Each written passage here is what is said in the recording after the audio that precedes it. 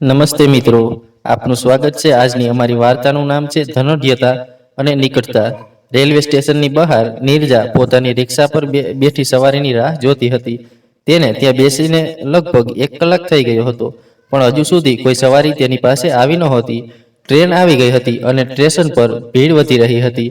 દરેકને પોતાના ગંતવ્યે જલ્દી પહોંચવાની ઉતાવળ હતી. ઘણા રિક્ષાવાળા સ્ટેશનની બહાર હતા, પણ તેમાં નીરજા એકમાત્ર છોકરી હતી જે રિક્ષા ચલાવતી હતી. છોકરી હોવાને કારણે લોકો તેને આશ્ચર્યથી જોતા હતા. લોકો તેને એક નજર જોઈને વિચારતા કે આ છોકરી છે, કદાચ નબળી હશે, અને તેને અવગણીને આગળ વધી જતા. હવે તો 2 કલાક વીતી ગયા હતા અને નીરજાની નજર હજુ પણ રેલવે સ્ટેશનના ફાટક તરફ હતી, જ્યાં થોડા લોકો બાકી હતા. જૂનની ગરમીમાં નીરજા પરસેવાથી લથપથ થઈ ગઈ હતી. તેના કાળા ઘટ વાળ પાછળ બાંધેલા હતા, પણ કેટલીક લટો તેના કાન અને ચહેરા પર ઝૂલતી હતી. તેના સાંવળા ચહેરા પર પરસેવાના ટીપા ચમકતા હતા અને ધૂપમાં તેનો ચહેરો થોડો લાલ થઈ ગયો હતો, પણ તેનું સ્મિત અને આંખોની ચમક હજુ પણ અકબંધ હતી.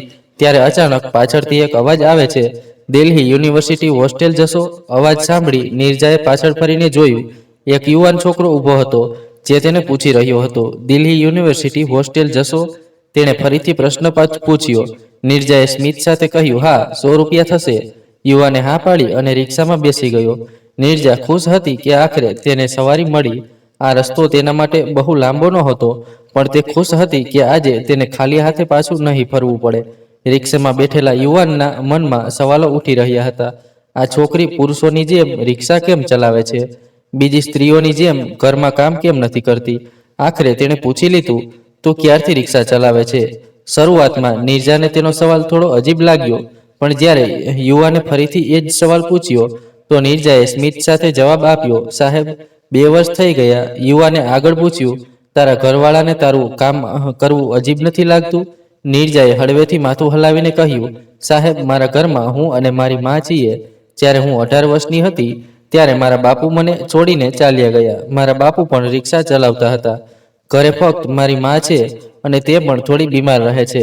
જ્યારે નીરજા 20 વર્ષની થઈ ત્યારે પરિવારની આર્થિક સ્થિતિ વધુ નબળી થઈ ગઈ અને તેણે મજબૂરીમાં અભ્યાસ છોડવો પડ્યો. પરિવારને ટેકો આપવા માટે તેણે ઓટો રિક્ષા ચલાવવાનો નિર્ણય લીધો.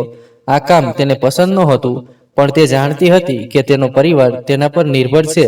તેણે હિંમત અને મહેનતથી કામ શરૂ કર્યું અને ધીમે ધીમે તેની મહેનત રંગ લાવી.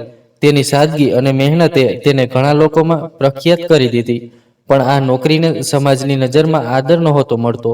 લોકો તેને ટોણા મારતા, પણ નીરજાએ ક્યારેય કોઈની પરવાહ ન કરી અને પોતાની મહેનતથી પોતાનું અને પરિવારનું પેટ ભરતી રહી. નીરજાએ આગળ કહ્યું, બાપુ રોજ થાકીને ઘરે આવતા અને હું તેમને પાણી આપતી.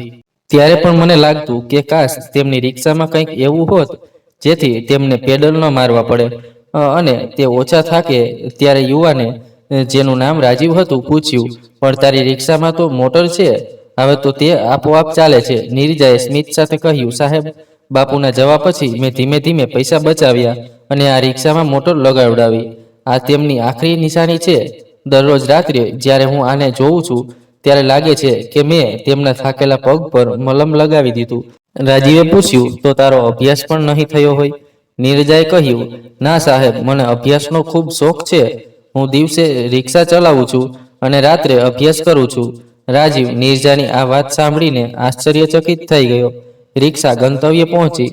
રાજીવ રિક્ષામાંથી ઉતર્યો અને ભાડું ચૂકવવા જેબમાં હાથ નાખ્યો. તેની પાસે ફક્ત 500ની નોટ હતી. નીરજાએ કહ્યું, છૂટા આપો સાહેબ. રાજીવે કહ્યું, તું અહીં રોક, હું પૈસા લઈને આવું. થોડી વારમાં તે પાછો આવ્યો અને નીરજાને પૈસા આપ્યા. નીરજાએ ગણ્યા વગર પૈસા પોતાના દુપટ્ટામાં બાંધી લીધા. ઘરે આવીને જ્યારે તેણે પૈસા ખોલ્યા તો તેમાંથી એક કાગળ નીકળ્યો. કાગળમાં લખ્યું હતું, તું ખૂબ જ પ્યારી છે. તારી સાદગી અને તારા પિતા પ્રત્યેના પ્રેમ મને ખૂબ પ્રભાવિત કર્યો. મારું નામ રાજીવ છે અને હું દિલ્હી યુનિવર્સિટીમાં વિદ્યાર્થી છું. મારી પરીક્ષાઓ પૂરી થવાની છે અને આશા છે કે મને નોકરી પણ મળશે. જો તું મારા પર ભરોસો કરી શકે તો જાણી લે કે મારા દિલે ઈચ્છ્યું કે હું મારું જીવન તારી સાથે વિતાવું. જો તું રાજી હોય તો જ્યાં તે મને છોડ્યો હતો ત્યાં આવીને મળ. હું દરરોજ તારી રાહ જોઈશ. પત્ર વાંચતા જ નીરજાની આંખોમાં આંસુ આવી ગયા. તે અજાણ્યો મુસાફર જેણે તેની રિક્ષામાં થોડો સમય વિતાવ્યો તેને જીવનભરનો સાથ આપવાનો પ્રસ્તાવ આપી ગયો હતો. રાજીવ ઉચ્ચ મધ્યમ વર્ગના પરિવારમાંથી હતો. તેના પિતા એક મોટા વેપારી હતા અને માતા ગૃહિણી હતી. રાજીવ પાસે દરેક સુખ સુવિધા હતી જે એક યુવાનને જોઈએ. તે એક સારા કોલેજમાં અભ્યાસ કરતો હતો અને તેના માતા પિતા ઈચ્છતા હતા કે તે તેમના વ્યવસાયમાં જોડાય. રાજીવ સંવેદનશીલ અને સમજદાર વ્યક્તિ હતો અને તેણે ક્યારેય સમાજના નિયમો અનુસાર જીવન નહોતું જીવ્યું. તે એવી છોકરીની શોધમાં હતો જે તેની લાગણીઓ અને વિચારોને સમજી શકે. નીરજા સામાન્ય પરિવારમાંથી હતી. તેની માતા ગૃહિણી હતી અને પિતા ઓટો ચલાવતા હતા. પરિવારની આર્થિક સ્થિતિ સારી નહોતી પણ તેઓ સ્વાભિમાન હતા. નીરજાનો અભ્યાસ સામાન્ય સરકારી શાળામાં થયો હતો અને તેને બાળપણથી જ આત્મનિર્ભર બનવાનું શીખવાડવામાં આવ્યું હતું. તેનું માનવું હતું કે છોકરીઓએ પોતાના પગ પર ઊભા રહેવું જોઈએ અને પોતાના જીવનના નિર્ણયો જાતે લેવા જોઈએ. પણ થોડા વર્ષો પહેલા નીરજાના પિતાનું અકસ્માતમાં મૃત્યુ થયું. તે સમયે નીરજા માત્ર 18 વર્ષની હતી. નીરજા આગળ વધવા માંગતી હતી પણ હવે પરિસ્થિતિ તેના હાથમાં નહોતી. તેથી તેણે પોતાના પિતાની ઓટો ચલાવવી યોગ્ય સમજી. કારણ કે નીરજા તેના માતા પિતાની એકમાત્ર સંતાન હતી અને તે પોતાની માતાનો આધાર બનવા માંગતી હતી. નીરજા દિવસે ઓટો ચલાવતી અને રાત્રે પોતાનો અધૂરો અભ્યાસ પૂરો કરવાનો પ્રયાસ કરતી. તે ખૂબ મહેનતુ હતી. તેની માતા પણ નાનું મોટું કામ કરીને થોડી કમાણી કરી લેતી. બંને માતા દીકરી મળીને પોતાનું ઘર ચલાવતા હતા. રાજીવ અને નીરજાની પ્રથમ મુલાકાત ખૂબ સામાન્ય હતી પણ તે પછીની ઘટનાઓ અસામાન્ય હતી. બીજા દિવસે રાજીવ કોલેજથી પાછો ફરતો હતો અને તેને ઓટોની જરૂર પડી. તેણે રસ્તે ઊભેલી એક ઓટો રોકી અને તેમાં બેસી ગયો. તે નીરજાની ઓટો હતી પણ નીરજાએ રાજીવ સાથે કંઈ બોલ્યું નહીં. રાજીવ તેની ચૂપકી સમજી શક્યો નહીં કે નીરજાનો જવાબ હા છે કે ના. રાજીવે આશ્ચર્ય થયું કે ઓટો એક છોકરી ચલાવે છે જે સમાજમાં બહુ ઓછું જોવા મળે છે. તેણે કોઈ પૂર્વગ્રહ વગર નીરજા સાથે વાતચીત શરૂ કરી. નીરજાની વાતો તેને ખૂબ સાચી અને સરળ લાગી. તે તેની મહેનત અને આત્મનિર્ભરતાથી પ્રભાવિત થયો. ત્યારબાદ રાજીવે ઘણી વખત જોઈને નીરજાની ઓટો લીધી અને ધીમે ધીમે બંને વચ્ચે વાતચીત વધવા લાગી. રાજીવને નીરજાની ઈમાનદારી, સાદગી અને આત્મનિર્ભરતાએ ખૂબ પ્રભાવિત કર્યું. નીરજા પણ રાજીવની સચ્ચાઈ અને સન્માન જોઈને તેનાથી પ્રભાવિત થવા લાગી. રાજીવને હવે લાગવા લાગ્યું કે તેને નીરજા સાથે પ્રેમ થઈ ગયો છે.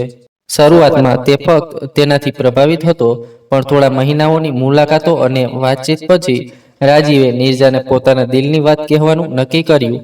એક દિવસ તેણે નીરજાને કહ્યું, હું તને પ્રેમ કરું છું અને હું ઈચ્છું છું કે આપણે બંને જીવનભર સાથે રહીએ. નીરજા માટે આ આશ્ચર્યજનક ક્ષણ હતી. તે સમજી શકતી નહોતી કે એક ઉચ્ચ વર્ગનો છોકરો જેની પાસે દરેક સુખ સુવિધા છે તેને કેવી રીતે પસંદ કરી શકે. તેણે વિચાર્યું, હું કોણ છું? એક સામાન્ય ઓટો રિક્ષા ચલાવનારી છોકરી. શું હું રાજીવના પરિવારના સ્તરની છું? તેણે રાજીવને કહ્યું, તારા ઘરવાળા આ સંબંધ ક્યારેય નહીં માને. આપણી દુનિયા જુદી છે. તારે આ વાત સમજવી જોઈએ. તું એક મોટા ઘરનો છે અને હું એક સામાન્ય છોકરી. પણ રાજીવે તેને સમજાવ્યું, મને કોઈ ફરક નથી પડતો કે તું કોણ છે કે શું કરે છે. મારા માટે તારી સચ્ચાઈ અને મહેનતનું મૂલ્ય છે. હું તને જેવી છે તેવી સ્વીકારું છું. નીરજાના મનમાં ઘણા સવાલો હતા પણ તે રાજીવના સાચા પ્રેમને પણ ઓળખી ચૂકી હતી. તે જાણતી હતી કે આ પ્રેમ સામાન્ય નથી. જ્યારે રાજીવના માતા પિતાને આ વાતની જાણ થઈ તેઓ ખૂબ ગુસ્સે થયા. તેઓ નહોતા ઈચ્છતા કે તેમનો દીકરો એક ઓટો રિક્ષા ચલાવનારી છોકરી સાથે લગ્ન કરે. તેમને સમાજનો ડર હતો. સગા સંબંધીઓ શું કહેશે? આ પ્રશ્ન તેમને ખૂબ પરેશાન કરતો હતો. તેમણે રાજીવને સમજાવવાનો પ્રયાસ કર્યો, આ છોકરી આપણા સ્તરની નથી. તે એક સામાન્ય પરિવારમાંથી છે અને તેનું કામ એવું છે જેને લોકો આદરની નજરે નથી જોતા. સમાજમાં આપણી પ્રતિષ્ઠા ખરાબ થઈ જશે. રાજીવે તેમની કોઈ વાત સાંભળવા તૈયાર નહોતો. તેણે સ્પષ્ટ શબ્દોમાં કહી દીધું, હું નીરજા સાથે પ્રેમ કરું છું અને તેની સાથે જ લગ્ન કરીશ. તેના માતા પિતાએ સમાજ અને સગા સંબંધીઓની વાતોનું દબાણ બનાવવાનો પ્રયાસ કર્યો પણ રાજીવે સ્પષ્ટ કહ્યું, મને સમાજ કે સગા સંબંધીઓની કોઈ પરવા નથી. હું મારા દિલની સાંભળું છું અને મારું દિલ કહે છે કે મારે નીરજા સાથે લગ્ન કરવા જોઈએ. બીજી તરફ નીરજા પણ આ સંબંધને લઈને માનસિક સંઘર્ષમાં હતી. તેણે પણ પોતાના પરિવાર અને સમાજનો ડર હતો. તેણે રાજીવને ઘણી વખત કહ્યું કે આ સંબંધ મુશ્કેલીઓથી ભરેલો હશે, પણ રાજીવની હિંમતે તેને આધાર આપ્યો. નીરજાની માતા પણ આ સંબંધની વિરુદ્ધ હતી. તેઓ નહોતી ઈચ્છતી કે તેમની દીકરી ઉચ્ચ વર્ગના પરિવારમાં લગ્ન કરીને પોતાનું સ્વાભિમાન ગુમાવે. તેમને એ પણ ડર હતો કે રાજીવનો પરિવાર નીરજાને ક્યારેય સ્વીકારશે નહીં અને પછી તેમની દીકરીને મુશ્કેલીઓ ભોગવવી પડશે. આ બધી મુશ્કેલીઓ અને વિરોધ વચ્ચે રાજીવ અને નીરજાએ એકબીજાનો સાથ ન છોડ્યો. તેઓ જાણતા હતા કે તેમનો પ્રેમ સાચો છે અને તેમને સાથે રહેતા કોઈ રોકી શકશે નહીં. આખરે તેમણે સમાજ અને પરિવારની પરવાહ કર્યા વિના લગ્ન કરવાનું નક્કી કર્યું. રાજીવે તેના માતા પિતાને આખરી વખત સમજાવવાનો પ્રયાસ કર્યો, પણ જ્યારે તેઓ ન માન્યા તો તેણે સ્પષ્ટ કહી દીધું, તમારા વિના હું આ જીવનમાં ખુશ નથી રહી શકતો, પણ જો તમે મારા આ નિર્ણયને નહીં સ્વીકારો તો હું પણ મારી ખુશી સાથે સમજૂતી નહીં કરું. નીરજાએ પણ તેની માતા સાથે વાત કરી અને તેમને સમજાવ્યું કે તે રાજીવ સાથે ખુશ રહેશે. તેણે પોતાના પરિવારને વિશ્વાસ અપાવવાનો પ્રયાસ કર્યો કે આ નિર્ણય સાચો છે. રાજીવ અને નીરજાએ કોર્ટ મેરેજ કરી લીધા. આ લગ્ને આખા શહેરમાં હલનચલન મચાવી દીધી. લોકોએ અનેક પ્રકારની વાતો કરી. કેટલાકે રાજીવની હિંમતની પ્રશંસા કરી તો કેટલાકે તેને સમાજની મર્યાદાઓનું ઉલ્લંઘન કરનાર ગણાવ્યો.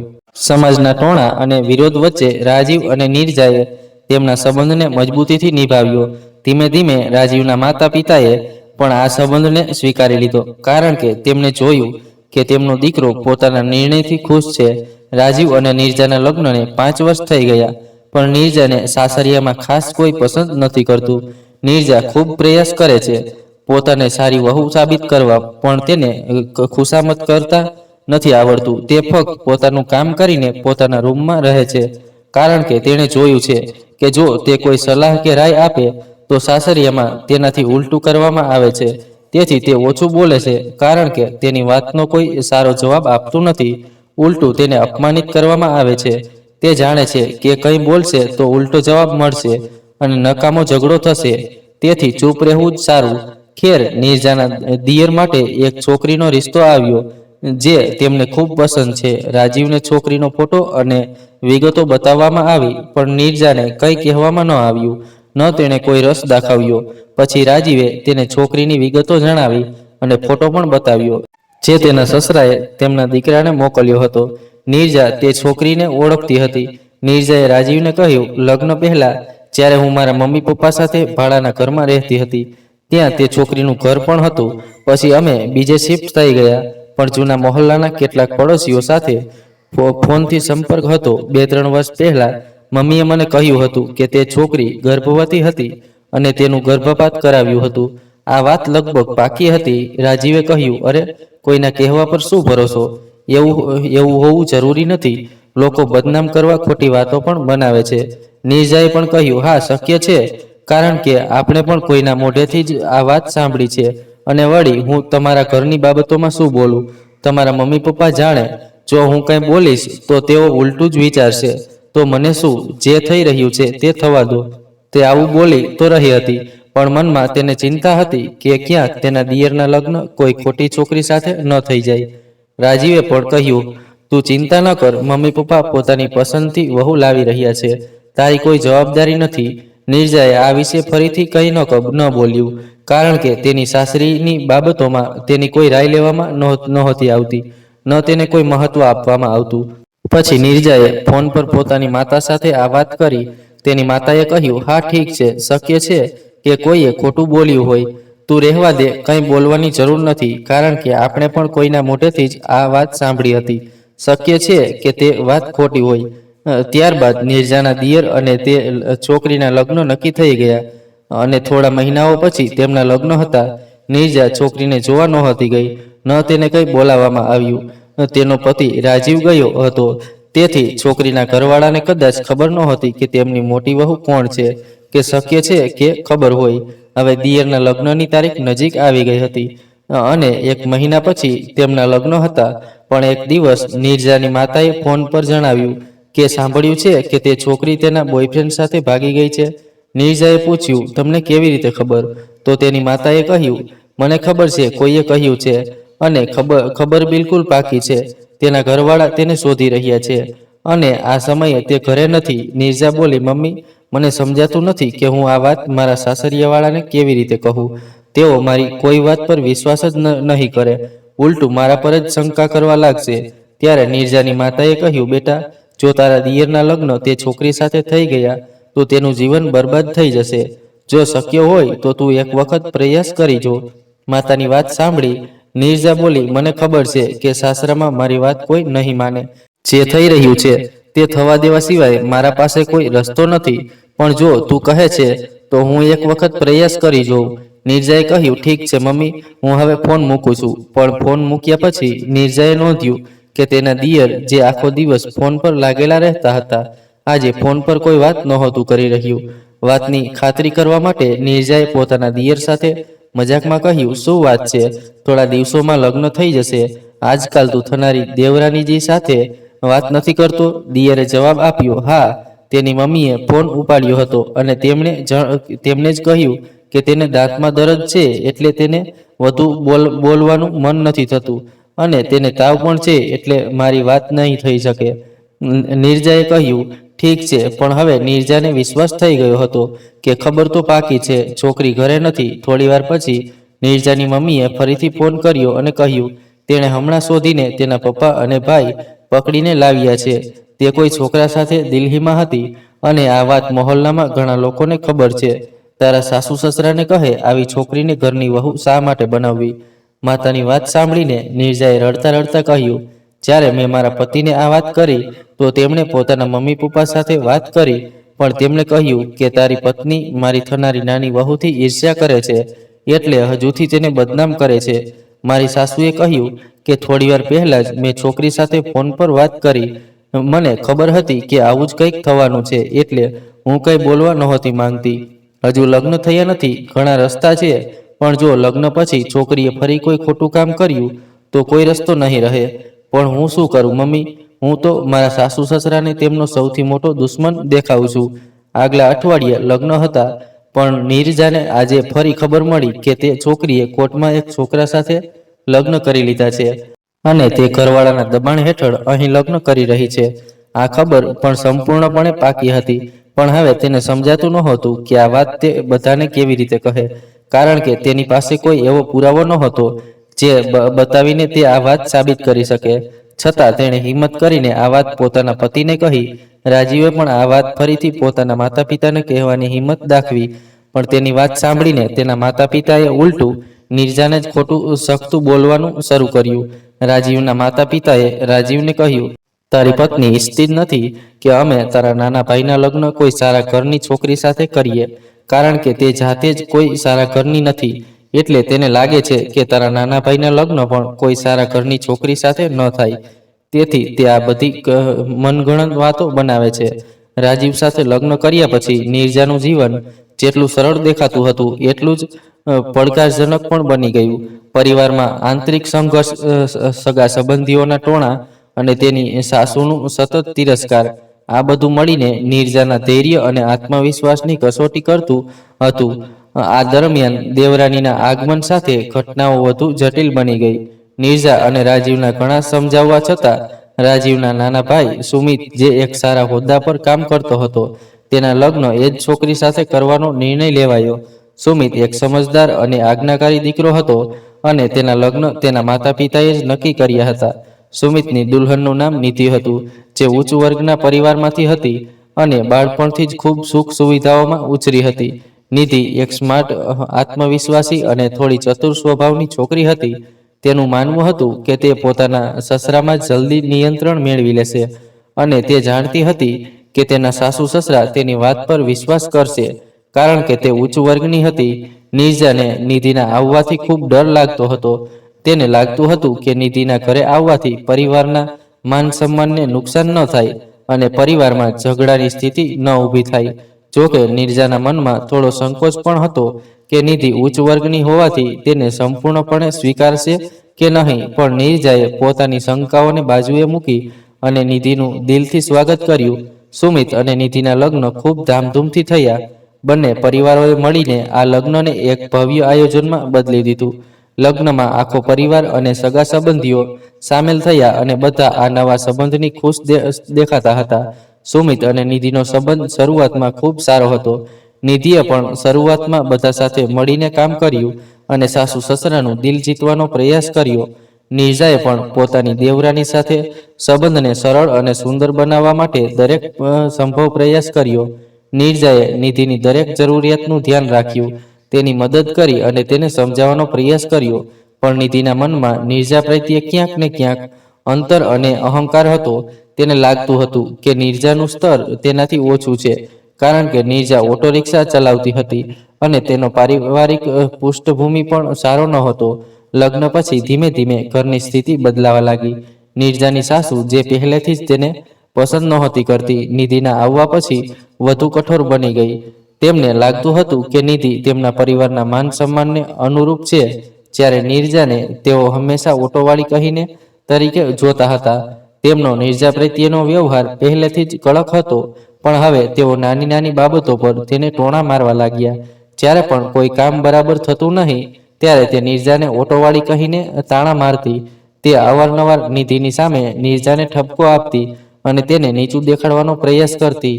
નિધિ આ આખા માહોલને ધ્યાનથી જોતી હતી અને ધીમે ધીમે તે સમજી ગઈ કે નીરજા આ ઘરમાં નબળી કડી છે, જેનો તે પોતાના ફાયદા માટે ઉપયોગ કરી શકે છે. નિધિ ખૂબ ચતુર અને ચાલાક હતી. તેણે જલ્દી જ સમજી લીધું કે સાસુ સસરા નીરજાથી ખુશ નથી અને તેઓ તેને ઓછી માને છે. તેણે વિચાર્યું કે જો તે આ પરિસ્થિતિનો યોગ્ય ફાયદો ઉઠાવે તો તે ઘરમાં પોતાનો સંપૂર્ણ અધિકાર જમાવી શકે છે અને નીરજા તેમજ રાજીવને ઘરમાંથી બહાર કઢાવી શકે છે. નિધિએ ધીમે ધીમે નીરજા વિરુદ્ધ માહોલ બનાવવાનું શરૂ કર્યું. તે સસરાની સામે નીરજાની ભૂલોને વધારી ચડાવીને રજૂ કરતી અને દરેક મોકે તેને નીચું દેખાડવાનો પ્રયાસ કરતી. જ્યારે પણ કોઈ સમસ્યા થતી, તે સીધી નીરજા પર આરોપ લગાવતી. સાસુ સસરા, જેઓ પહેલેથી જ નીરજાની નારાજ હતા, નિધિની વાતોને વિચાર્યા વિના સાચી માનવા લાગ્યા. નીરજા અને રાજીવે ધીમે ધીમે અહેસાસ થવા લાગ્યો કે ઘરમાં તેમની વિરુદ્ધ ષડયંત્ર રચાઈ રહ્યું છે. રાજીવે ઘણી વખત પોતાના માતા પિતા સાથે વાત કરવાનો પ્રયાસ કર્યો, પરંતુ તેઓ નિધિની વાતોમાં આવીને હંમેશા નીરજાને જ દોષી ઠેરવતા. નીરજાએ પણ પોતાની સાસુ સાથે ઘણી વખત સીધી વાત કરી, પરંતુ તેને હંમેશા અપમાન અને તિરસ્કાર જ મળ્યો. નીરજાની સાસુ હવે ખુલ્લેઆમ નિધિનો પક્ષ લેતી અને નીરજાને દરેક નાની મોટી વાત માટે જવાબદાર ઠેરવતી. તું તો ફક્ત ઓટોવાળી છે, તને શું સમજાય? આ શબ્દો તેની સાસુ અવારનવાર કહેતી. નીરજા માટે આ બધું સહન કરવું ખૂબ મુશ્કેલ હતું, પરંતુ તે બધું ચૂપચાપ સહન કરતી હતી, કારણ કે તે પરિવારમાં શાંતિ જાળવવા માંગતી હતી. નિધિ હવે આ પરિસ્થિતિનો સંપૂર્ણ ફાયદો ઉઠાવવા માટે તૈયાર હતી. તેણે સાસુ સસરાના મનમાં એવું બેસાડી દીધું કે નીરજા અને રાજીવના કારણે જ ઘરમાં મુશ્કેલીઓ થઈ રહી છે અને જો તેઓ બંને ઘરમાંથી બહાર જતા રહે તો બધું ઠીક થઈ જશે. નિધિએ ધીમે ધીમે સાસુ સસરાને એવો વિશ્વાસ અપાવ્યો કે નીરજા અને રાજીવ ઘરના માહોલને બગાડી રહ્યા છે અને તેમને જલ્દીથી ઘરમાંથી બહાર કાઢી દેવા જોઈએ. તેણે એમ પણ કહ્યું કે જો નીરજા અને રાજીવ ઘરમાં રહેશે તો પરિવારની પ્રતિષ્ઠા પણ ખરાબ થશે, કારણ કે લોકો તેમને ઓટોવાળીના નામે ઓળખે છે. એક દિવસ સાસુ સસરાએ નીરજા અને રાજીવને બોલાવ્યા અને કહ્યું, હવે અમને લાગે છે કે તમારે અલગ રહેવું જોઈએ. અમે હવે તમારી સમસ્યાઓ વધુ સહન નથી કરી શકતા. તમે લોકો ઘર છોડીને ચાલ્યા જાઓ. આ અમારા માટે અને તમારા માટે યોગ્ય રહેશે. નીરજા અને રાજીવને આ સાંભળીને ખૂબ દુઃખ થયું. તેઓએ પોતાના માતા પિતાને સમજાવવાનો પ્રયાસ કર્યો, પરંતુ તેમનો નિર્ણય પાકો હતો. સુમિત અને નિધિએ પણ આ નિર્ણય સમર્થન કર્યું, જેથી નીરજા અને રાજીવને વધુ ઠેસ પહોંચી. ઘરમાંથી કાઢી મુકાયા પછી નીરજા અને રાજીવે પોતાના માટે નવું જીવન શરૂ કર્યું. તેઓએ એક નાનું ઘર ભાડે લીધું અને પોતાના જીવનને ફરીથી ગોઠવવાનો પ્રયાસ કર્યો. રાજીવે પોતાની નોકરી પર ધ્યાન આપવાનું શરૂ કર્યું અને નીરજાએ પણ ઓટો ચલાવવાનું ચાલુ રાખ્યું. બંને એકબીજાની સાથે ઊભા રહ્યા અને ધીમે ધીમે તેમનું જીવન પાટે ચડવા લાગ્યું. નીરજા માટે આ સમય ખૂબ મુશ્કેલ હતો, પરંતુ તેણે પોતાની મહેનત અને હિંમતથી દરેક મુશ્કેલીનો સામનો કર્યો. રાજીવનો સાથ તેને દરેક પગલે મળ્યો અને બંનેએ મળીને પોતાનું જીવન ફરીથી સંવારી લીધું. નીરજા અને રાજીવના ઘરમાંથી નીકળ્યા પછી નિધિનું આગલું લક્ષ્ય હતું તેના પતિ સુમિતને સંપૂર્ણપણે પોતાના વશમાં કરવું. સુમિત, જે પોતાની પત્નીને ખૂબ પ્રેમ કરતો હતો, નિધિની વાતોમાં આવવા લાગ્યો. નિધિએ ચતુરાઈથી પોતાના પતિ સાથેના સંબંધને વધુ મજબૂત કર્યો અને તેને ખાતરી આપી કે તે ફક્ત તેના અને તેના ભવિષ્ય માટે જ બધું કરી રહી છે. નિધિએ ધીમે ધીમે સુમિતના મનમાં એવું બેસાડી દીધું કે તેમના સાસુ સસરાની સંપત્તિ પર તેમનો સંપૂર્ણ હક છે અને હવે તેમણે પોતાની સુરક્ષા અને ભવિષ્ય માટે આ સંપત્તિ પોતાના નામે કરાવી લેવી જોઈએ. સુમિત, જે પોતાની પત્ની પર અંધવિશ્વાસ રાખતો હતો, નિધિની વાતોને સાચી માનવા લાગ્યો. હવે નિધિનું આગલું પગલું હતું તેના સાસુ સસરાને સંપૂર્ણપણે પોતાના વશમાં કરવું. તેણે તેમની સામે આદર્શ વહુનું રૂપ ધારણ કર્યું. તે તેમની દરેક નાની મોટી જરૂરિયાતોનું ધ્યાન રાખતી, તેમનું સન્માન કરતી અને તેમને એવું અનુભવ કરાવતી કે તે તેમના દીકરા અને પરિવાર માટે શ્રેષ્ઠ વ્યક્તિ છે. ધીમે ધીમે તે તેના સાસુ સસરાના દિલમાં સ્થાન બનાવવા લાગી. તેની સેવા અને ધ્યાનને કારણે સાસુ સસરાને લાગ્યું કે નિધિ જ પરિવારની સાચી રક્ષક છે. સુમિત પણ હવે નિધિની દરેક વાતોને સાચી માનવા લાગ્યો હતો અને તેણે પોતાના માતા પિતાને કહ્યું કે હવે સમય આવી ગયો છે કે તેઓ પોતાની સંપત્તિ તેના નામે કરી દે, જેથી તે પરિવારની સંભાળ લઈ શકે અને તેમની જવાબદારીઓ નિભાવી શકે. નિધિએ સાસુ સસરાને એવો વિશ્વાસ અપાવ્યો કે તે અને સુમિત તેમની સંભાળ લેવામાં સંપૂર્ણપણે સક્ષમ છે અને તેઓ પોતાનું બાકીનું જીવન શાંતિથી વિતાવી શકે છે. બસ સંપત્તિનું વિભાજન સુમિતના નામે થઈ જાય. સાસુ સસરા, જેઓ હવે નિધિની વાતોમાં સંપૂર્ણપણે આવી ગયા હતા, તેમણે પોતાની સંપત્તિનો મોટો હિસ્સો સુમિતના નામે કરી દીધો. સંપત્તિનો એક હિસ્સો સુમિતના નામે થયા પછી પણ નિધિની ભૂખ શાંત ન થઈ. હવે તે ઈચ્છતી હતી કે આખી સંપત્તિ પર તેનો અધિકાર હોય અને આ માટે તેણે પોતાની યોજનાને વધુ ગાઢી કરી. નિધિ જાણતી હતી કે સુમિતને આખી સંપત્તિ પોતાના નામે કરાવવા માટે તૈયાર કરવું એટલું સરળ નહીં હોય. તેથી તેણે એક બીજી ચાલ ચાલી. નિધિએ સુમિતને એવો વિશ્વાસ અપાવ્યો કે હવે તેમની જવાબદારી વધી ગઈ છે અને પરિવારના હિત માટે તેમણે આખી સંપત્તિ પોતાના નામે કરાવી લેવી જોઈએ, જેથી તેઓ કોઈ પણ પ્રકારની કાનૂની કે પારિવારિક સમસ્યાથી બચી શકે. સુમિત, જે હવે સંપૂર્ણપણે નિધિના વશમાં હતો, તેણે આ વાત સ્વીકારી લીધી. નિધિએ સુમિતને કહ્યું કે જો તે આખી સંપત્તિ પોતાના નામે કરાવી લે તો તેઓ બંને મળીને પરિવારની વધુ સારી રીતે સંભાળ લઈ શકે. સુમિતે પોતાની પત્નીની વાતો પર વિશ્વાસ કર્યો અને પોતાના માતા પિતા સાથે આ વિશે વાત કરી. સાસુ સસરા, જેઓ હવે નિધિ પર સંપૂર્ણ ભરોસો કરતા હતા, તેમણે બિનશંકાએ પોતાની બાકીની સંપત્તિ પણ સુમિતના નામે કરી દીધી. જ્યારે આખી સંપત્તિ સુમિતના નામે થઈ ગઈ, ત્યારે નિધિએ પોતાની અસલી ચાલ ચલવાનું શરૂ કર્યું. તેણે ધીમે ધીમે સુમિતથી અંતર રાખવાનું શરૂ કર્યું. તે હવે તેની સાથે દલીલો કરવા લાગી. તેણે ટાણા મારવા લાગી અને કોઈને કોઈ બહાને તેની સાથે ઝઘડવા લાગી. સુમિતને સમજાતું ન હતું કે નિધિના વ્યવહારમાં અચાનક આટલો બદલાવ કેમ આવ્યો. નિધિના મનમાં એક બીજી યોજના હતી. તેણે ધક્કાથી સુમિત પાસેથી કેટલાક કાનૂની દસ્તાવેજો પર સહી કરાવી લીધી, જેના અનુસાર આખી સંપત્તિ હવે તેના નામે થઈ ગઈ. સુમિતને આ વાતની ખબર પણ ન પડી કે તે કેટલાક મોટા ધોકામાં ફસાઈ ગયો હતો. નિધિએ હવે સુમિતને પોતાના જીવનમાંથી સંપૂર્ણપણે બહાર કરવાની તૈયારી કરી લીધી. નિધિનો અસલી હેતુ હવે સામે આવી રહ્યો હતો. તેણે સુમિત સાથે લગ્ન ફક્ત એટલા માટે કર્યા હતા કે તે તેના પરિવારની સંપત્તિ પર કબજો કરી શકે. હવે જ્યારે આખી સંપત્તિ તેના નામે થઈ ગઈ, તેણે પોતાના અસલી પ્રેમી સાથે ભાગી જવાની યોજના બનાવી. નિધિનો પ્રેમી એક શ્રીમંત અને પ્રભાવશાળી વ્યક્તિ હતો, જેની સાથે તે પહેલેથી જ સંબંધમાં હતી.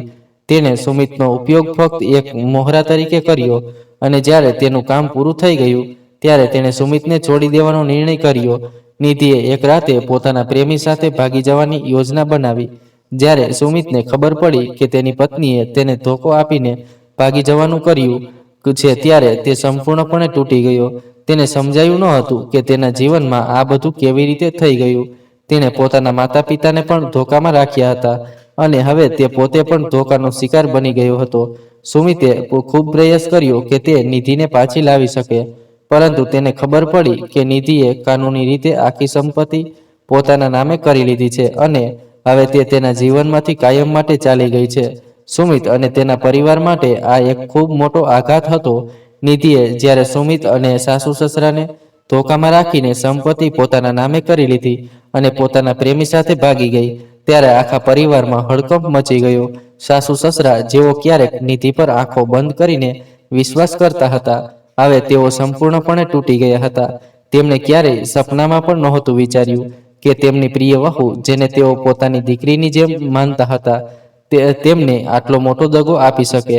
નિધિના ભાગી જવા પછી ઘરમાં એક અજીબ શાંતિ છવાઈ ગઈ હતી. સુમિત, જે પહેલેથી જ પોતાની પત્નીના દગાને કારણે તૂટી ગયો હતો, હવે પોતાના માતા પિતાને સામે માથું ઝુકાવીને ઊભો હતો. તેની આંખોમાં પસ્તાવો અને દુઃખ હતું. સાસુ સસરા જેઓ નિધિને ઘરની લક્ષ્મી માનતા હતા, હવે પોતાને ઠગાયેલા અનુભવી રહ્યા હતા. તેમની બધી સંપત્તિ છીનવાઈ ગઈ હતી અને તેમની પાસે હવે કંઈ જ બચ્યું નહોતું. નિધિ એ તેમને સંપૂર્ણપણે ખાલી કરી દીધા હતા. માત્ર સંપત્તિ જ નહીં, પણ ભાવનાત્મક રીતે પણ. નિધિના દગાનો આઘાત એટલો ઊંડો હતો કે નીરજાના સસરા, જેઓ પહેલેથી જ વૃદ્ધ હતા, તેને સહન ન કરી શક્યા. એક દિવસ અચાનક તેમના છાતીમાં તીવ્ર દુખાવો થયો અને તેઓ જમીન પર ઢળી પડ્યા. સાસુએ જ્યારે તેમને આ હાલતમાં જોયા તો ગભરાઈ ગયા અને જોરથી ચીસો પાડવા લાગ્યા. સુમિત દોડતો આવ્યો અને તેણે જોયું કે તેના પિતાને ગંભીર હાલતમાં હોસ્પિટલ લઈ જવાની જરૂર છે. સુમિતે તરત એમ્બ્યુલન્સ બોલાવી, પરંતુ તેમની આર્થિક સ્થિતિ એટલી ખરાબ થઈ ગઈ હતી કે તેમની પાસે હોસ્પિટલમાં દાખલ કરવાના પૈસા નહોતા.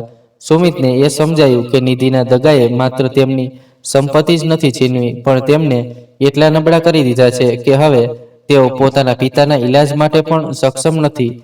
જેવી નીરજા અને રાજીવને આ ઘટનાની ખબર પડી, તેઓ તરત હોસ્પિટલ પહોંચી ગયા. નીરજાના સસરાને ગંભીર હાલતમાં હોસ્પિટલમાં દાખલ કરવામાં આવ્યા હતા અને ડોક્ટરોએ કહ્યું હતું કે ઈલાજ માટે તાત્કાલિક પૈસાની જરૂર છે. સાસુ અને સુમિતની આંખોમાં નિરાશા અને લાચારી હતી. નીરજાએ એક પણ ક્ષણ બગાડ્યા વિના પોતાના સસરાના ઈલાજનો ખર્ચ ઉપાડવાનો નિર્ણય કર્યો. રાજીવે પણ પોતાની પત્નીનો પૂરો સાથ આપ્યો. બંનેએ મળીને હોસ્પિટલના ખર્ચની વ્યવસ્થા કરી અને ડોક્ટરને સસરાનું ઈલાજ તાત્કાલિક શરૂ કરવા કહ્યું. નીરજાના આ પગલાએ સાસુ સસરાને ફરીથી વિચારવા મજબૂર કર્યા. જે વહુને તેમણે ક્યારેક ઓટોવાળી કહીને અપમાનિત કરી હતી, તે જ વહુ આજે તેમનો જીવ બચાવવા માટે આગળ આવી હતી. સાસુની આંખોમાં આંસુ હતા અને સુમિત પોતાને ખૂબ જ લાચાર અનુભવી રહ્યો હતો. નીરજા અને રાજીવની મદદથી સસરાનું ઈલાજ સમયસર થઈ ચૂક્યું. ડોક્ટરોએ જણાવ્યું કે તેમને હૃદયરોગનો હુમલો થયો હતો, પરંતુ સમયસર ઈલાજ મળવાને કારણે તેમનો જીવ બચી ગયો. થોડા દિવસો પછી સસરાની તબિયતમાં ધીમે ધીમે સુધારો આવવા લાગ્યો. હોસ્પિટલમાં રહેતી વખતે તેમણે પોતાના જીવન વિશે, પોતાના નિર્ણયો વિશે અને ખાસ કરીને નીરજા સાથે કરેલા અન્યાય વિશે ઘણું વિચાર્યું. જ્યારે તેઓ હોસ્પિટલના પથારીમાં પડ્યા હતા, ત્યારે તેમના મનમાં એક જ વિચાર વારંવાર આવતો હતો: મેં નીરજા સાથે કેટલો અન્યાય કર્યો. જે વહુ અમારી સાચી સેવા કરી શકતી હતી, જેને મેં ઘરની લક્ષ્મી માની હતી, તેને મેં નિધિના કહેવાથી ઘરમાંથી કાઢી મૂકી. તેમની આંખોમાં પસ્તાવાના આંસુ હતા અને હવે તેમને લાગી રહ્યું હતું કે તેમણે પોતાના પરિવારની સૌથી કિંમતી વસ્તુ, નીરજાનો પ્રેમ અને સમર્પણ, ગુમાવી દીધું હતું. હોસ્પિટલમાં થોડા દિવસો વધુ પસાર થયા અને હવે સસરાની તબિયતમાં ઘણો સુધારો થઈ ગયો હતો. એક દિવસ જ્યારે ડોક્ટરોએ કહ્યું કે તેમને ઘરે જઈ શકાય છે, ત્યારે સાસુ, સુમિત, નીરજા અને રાજીવ બધા હોસ્પિટલમાં એકઠા થયા. સસરાએ ધીમે ધીમે પોતાના પથારીમાંથી ઉઠીને નીરજા તરફ જોયું, જે ચૂપચાપ ખૂણામાં ઊભી હતી. તેની આંખોમાં તેજ પ્રેમ અને દયા હતી, જેને તેમણે પહેલા ક્યારેય ઓળખી નહોતી. સસરાએ પોતાના નબળા હાથથી નીરજા તરફ ઈશારો કરીને કહ્યું, નીરજા, મારી પાસે આવો. નીરજા ધીમે ધીમે તેમની પાસે આવી અને તેમના પથારી પાસે બેસી ગઈ. સસરાએ પોતાના ધ્રુજતા હાથથી નીરજાના હાથ પકડ્યા. તેમની આંખોમાંથી આંસુ વહી રહ્યા હતા અને તેમણે રૂંઘાયેલા ગળે કહ્યું, નીરજા, હું ખૂબ મોટો ગુનેગાર છું. મેં તને ક્યારેય સમજી જ નહીં. તે દરેક મુશ્કેલ સમયમાં અમારો સાથ આપ્યો, પણ હું નિધિના જાળમાં ફસાઈ ગયો. તું સાચું કહેતી હતી કે નિધિ અમારા ઘરની વહુ બનવા લાયક નહોતી, પણ મેં મારી આંખો પર પડદો ઢાંકી દીધો હતો. આજે મને સમજાયું કે સાચી વહુ કોણ હતી અને કોને મેં ઘરમાંથી કાઢી મૂકી. નીરજાની સાસુ, જે અત્યાર સુધી આ બધું સાંભળી રહી હતી, તેમણે પણ પોતાની ભૂલ સ્વીકારી. તેમણે નીરજા પાસે માફી માંગવા કહ્યું, નીરજા, મેં તને હંમેશા નીચી દેખાડી, તારા દરેક કામમાં ખામી કાઢી, પણ તે ક્યારેય તેનો બદલો ન લીધો. આજે મને સમજાયું કે તું જ અમારી સાચી દીકરી છે. હું કેટલી મૂર્ખ હતી કે નિધિ જેવી ચાલાક સ્ત્રીના બહેકાવામાં આવી ગઈ અને તને આ ઘરમાંથી કાઢી મૂકી. મને માફ કરી દે નીરજા. જે હંમેશા શાંત અને સમજદાર સ્ત્રી હતી, તેણે પોતાના સાસુ સસરાની માફીને ખૂબ જ ધીરજ અને પ્રેમથી સ્વીકારી. તેણે કહ્યું, પિતાજી, માતાજી, તમે મારા માટે હંમેશા આદરણીય રહ્યા છો. મેં જે કંઈ કર્યું તે ફક્ત મારા કર્તવ્ય માટે કર્યું. મારા મનમાં તમારા માટે કોઈ ફરિયાદ નથી. પરિવારમાં ગેરસમજ થઈ જાય છે, પણ હું તમારા માટે હંમેશા ઊભી રહીશ, ગમે તે થાય. નીરજાના આ શબ્દોએ સાસુ સસરાના દિલને સ્પર્શી લીધું. તેમને લાગ્યું કે નીરજા માત્ર એક સારી વહુ જ નથી, પણ એક એવી સ્ત્રી છે જે સાચા અર્થમાં પરિવારનો આધાર છે. હોસ્પિટલમાંથી છૂટ્યા પછી નીરજા અને રાજીવ પોતાના સાસુ સસરાને ઘરે લઈ આવ્યા. હવે ઘરનું વાતાવરણ સંપૂર્ણપણે બદલાઈ ગયું હતું. સાસુ સસરાએ નીરજાને પોતાની દીકરીની જેમ સ્વીકારી લીધી હતી અને તેમણે પોતાની જૂની વિચારસરણી બદલી નાખી હતી. સુમિત પણ હવે પોતાની ભાભીનું સન્માન કરવા લાગ્યો હતો અને તેણે પણ પોતાના કરેલા કામ પર પસ્તાવો વ્યક્ત કર્યો. નીરજા અને રાજીવે પરિવારને ફરીથી એકજૂટ કર્યા. હવે ઘરમાં સાચા પ્રેમ અને સન્માનનું વાતાવરણ હતું. સાસુ સસરાએ પણ એ વાત સમજી લીધી હતી કે સાચા સંબંધો પૈસા અને સંપત્તિથી નથી બનતા, પણ પ્રેમ, સમર્પણ અને પરસ્પર વિશ્વાસથી બનતા હોય છે. મિત્રો, નીરજાની આ વાર્તાએ વાતનું પ્રતીક છે કે સાચો પ્રેમ અને સેવા ક્યારેય વ્યર્થ નથી જતા.